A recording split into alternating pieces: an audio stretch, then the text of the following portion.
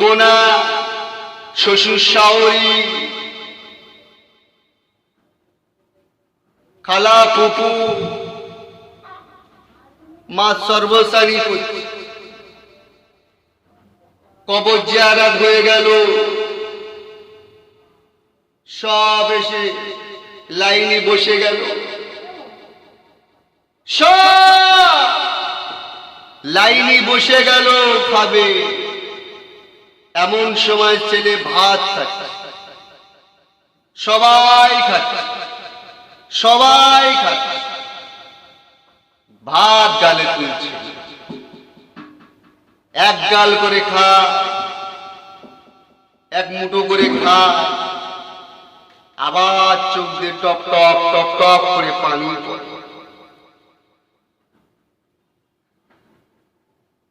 চোখ দিয়ে top top করে পানি পড়ে। সব দেখছে। কেন রে কাঁদছিস কেন? কি আছে বাবা, কাঁদছিস কেন? দুনিয়ার মুসলমানের ছেলে মেয়েরা ও নবীকে প্রেমে দিয়া সেই বাপ মার কথা ভুলে যেও না।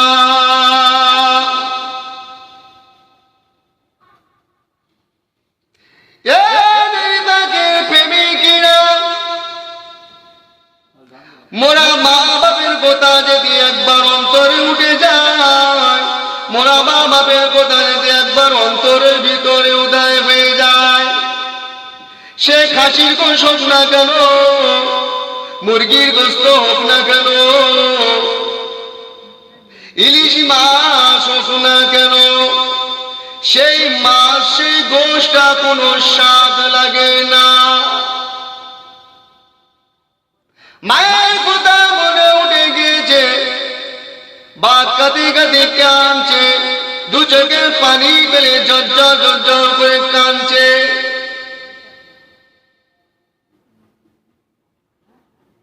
দুনিয়া থেকে মা ছিল বাপ ছিল, দুনিয়া থেকে মা ছিল বাপ ছিল, কত সুন্দর ছিল।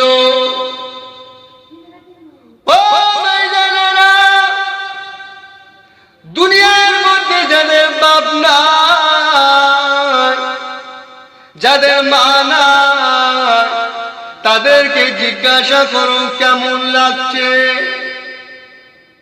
তোমার মা বাবা কো জীবিত আছে, তোমার মা বাবাকে খেদমত করো।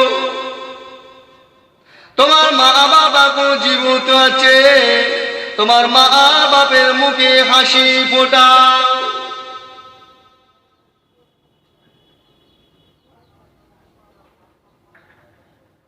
তোমার মা বাপে যদি একবার হাসি মুখ ফোটাতে পারো, আমার আল্লাহ পাক